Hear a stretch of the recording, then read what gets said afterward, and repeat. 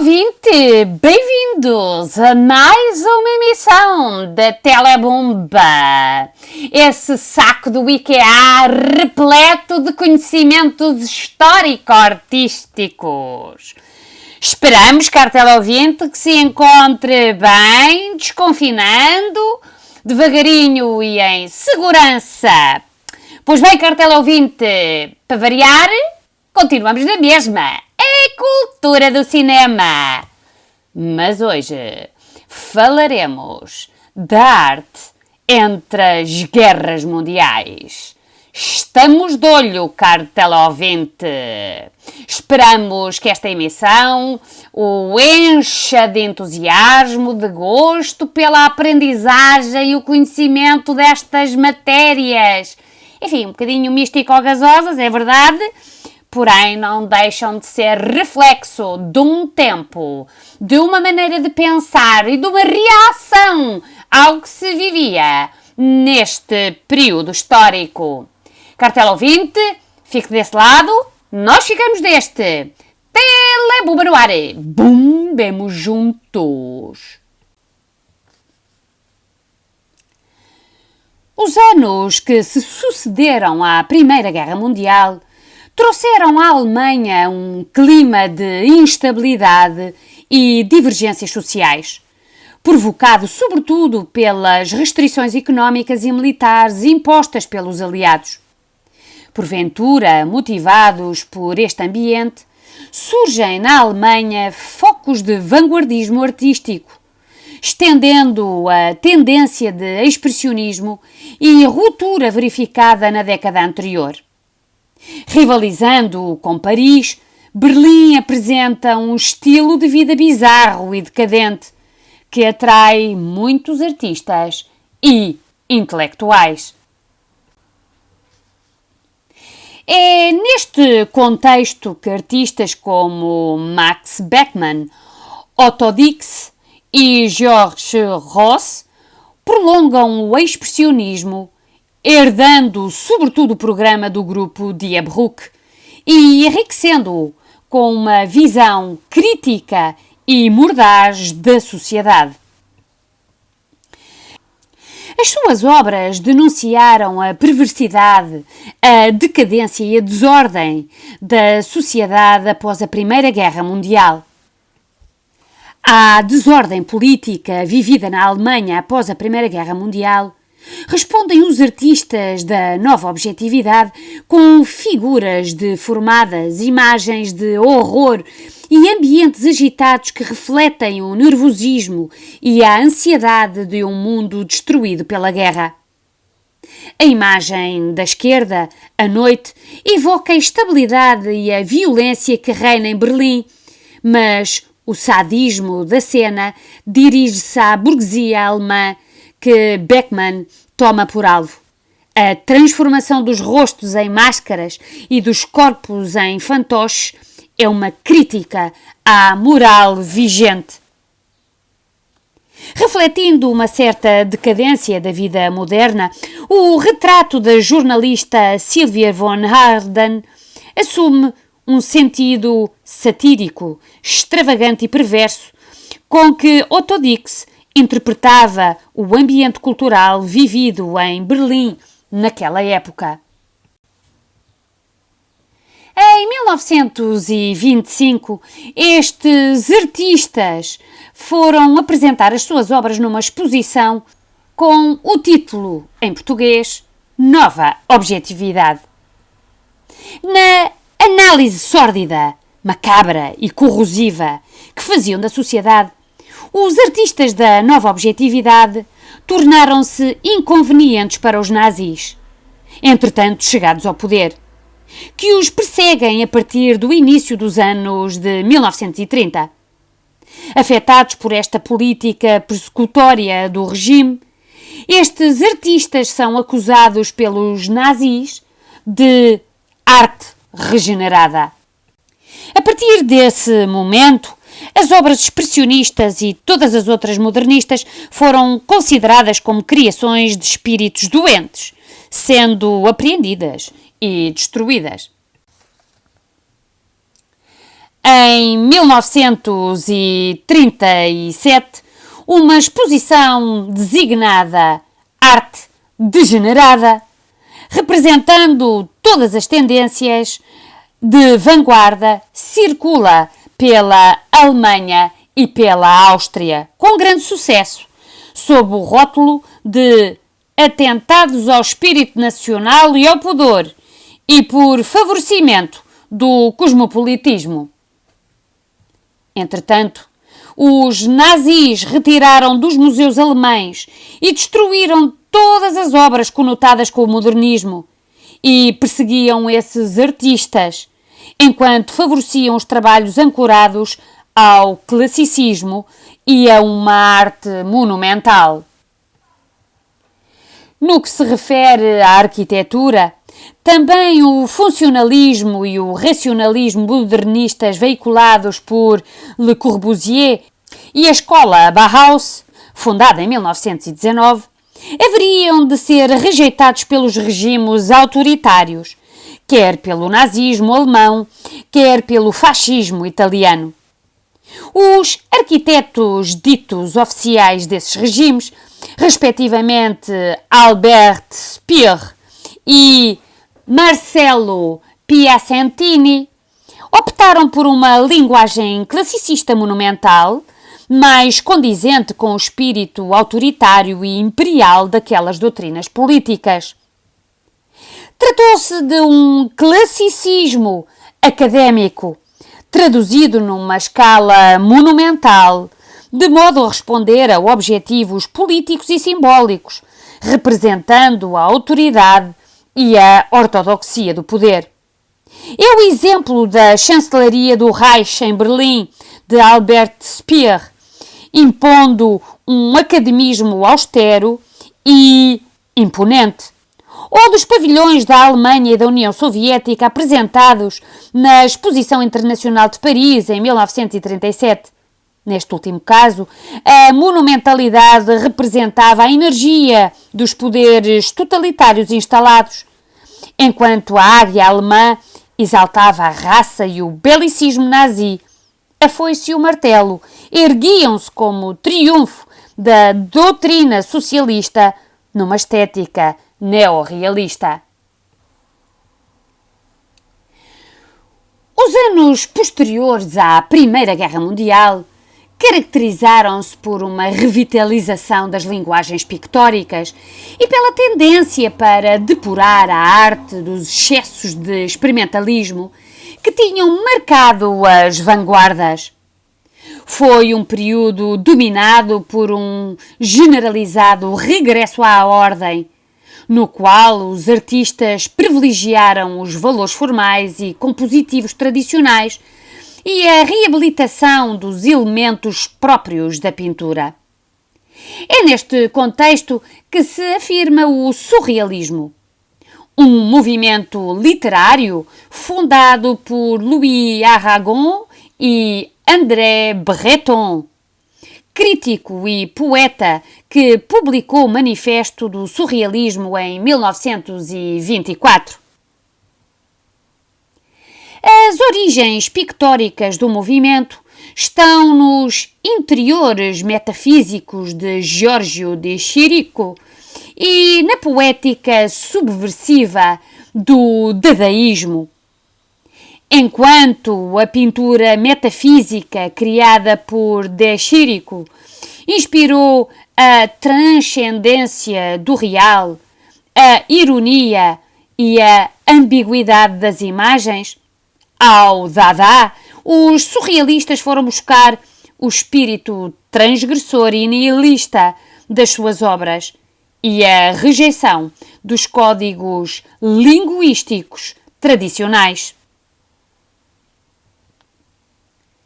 Através do periódico La Révolution Surréaliste, os surrealistas reagiram contra a guerra e todos os padrões sociais, a família, a religião e a moral, e veiculam as suas orientações estéticas que, no manifesto Surrealismo e a Pintura, de Breton, se difundem plenamente entre os artistas plásticos.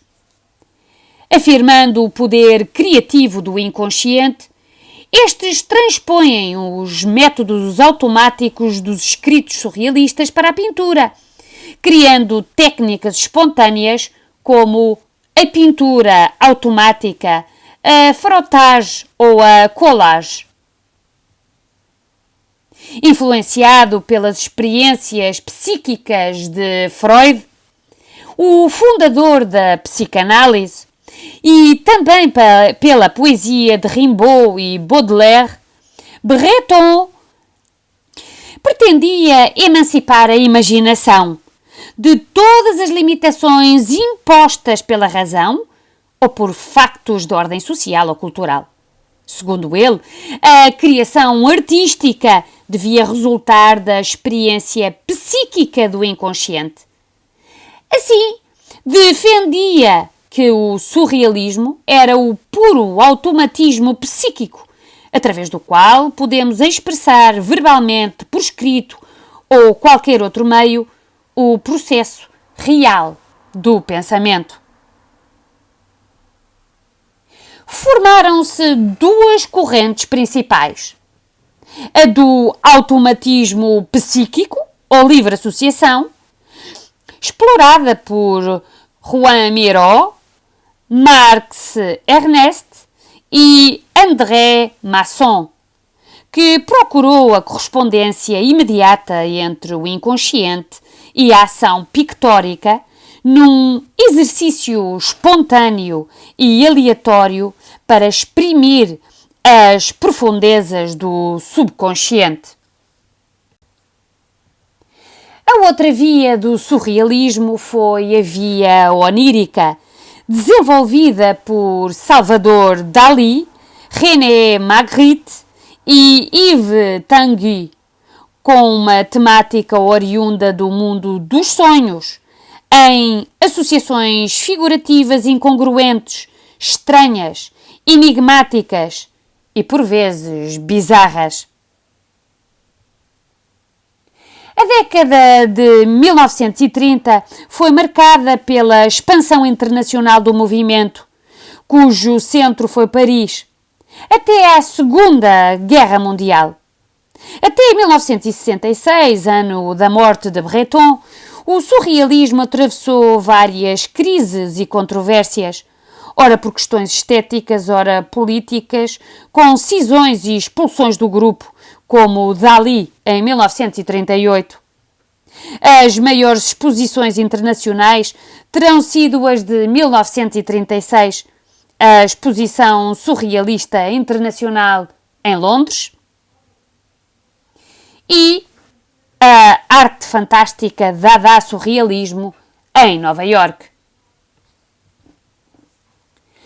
Outra corrente que recuperou a representação figurativa foi o neorrealismo.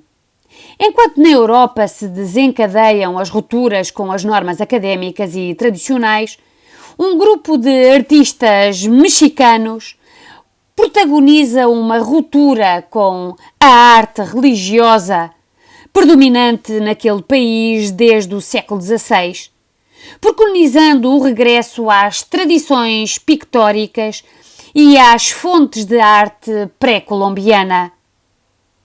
Desenvolvendo a sua pintura nas décadas de 1920 e 1930 na América Latina e influenciados pela Revolução Mexicana de 1910, Diego Rivera, José Clemente Orozco e David Siqueiros assumiram um compromisso estético, político e social, com o fim expresso de colocar a arte ao serviço do povo e da revolução, representando temáticas revolucionárias e episódios da libertação do povo, num sentido expressivo, simbólico e poético. Neste processo, Rivera acabou por ser a figura que mais se distinguiu. Após uma estada em Paris durante o período da Guerra Civil Mexicana, entre 1911 e 1920, onde contactou com as vanguardas, regressou ao México numa altura em que Álvaro Obregón tinha chegado ao poder no auge da Revolução, em 1921. Do vasto programa de pinturas murais lançado pelo presidente em espaços públicos, veio a emergir Riviera. As suas pinturas de grande escala, num espírito de enorme fervor revolucionário, pretendiam glorificar a história do país e a luta do povo pela conquista da liberdade, assumindo um óbvio caráter didático. Os temas eram tratados com um imenso realismo e as figuras surgiam carregadas com uma surpreendente energia e vigor expressivo, exprimindo um forte poder emocional, tendendo a estimular o sentido nacionalista e a identidade com os ideais socialistas. Também Clemente Orozco e Siqueiros se distinguiram pelo caráter realista e expressivo dos seus painéis, nos quais exaltam o heroísmo das classes trabalhadoras e assumem as aparentes conotações ideológicas que sublimam as composições. A ação destes artistas contribuiu para reabilitar a tradição do género dos frescos monumentais históricos, num estilo marcado pelo expressionismo, pelo cubismo e pela arte tradicional asteca e maia. Em 1922, Siqueiros redige a Declaração de Princípios Sociais, Políticos e Estéticos, na qual declara: neste tempo de mudanças sociais, de uma ordem decrépita para uma nova, proclamamos que os criadores da beleza devem esforçar-se por produzir obras de arte ideológicas para o povo. A arte deve aspirar a tornar-se uma arte de luta e educativa para todos. As estreitas relações entre o neorrealismo e o marxismo contribuíram para a ligação desta estética ao processo revolucionário na Rússia. A Revolução Bolchevique de 1917, sobretudo após a ascensão ao poder de Joseph Stalin em 1922, reconhecendo nesta linguagem um importante meio para a propaganda doutrinária e ideológica do regime comunista, o Stalin rejeitou a arte abstrata desenvolvida pelos construtivistas e declarou o realismo socialista soviético como arte verdadeiramente ao serviço da revolução para educar as massas populares. Foi assim, cartão ouvinte, que chegamos ao final de mais uma ultra mega emissão telebombástica. Esperamos que tenha sido do agrado. Se não foi, passa a ser.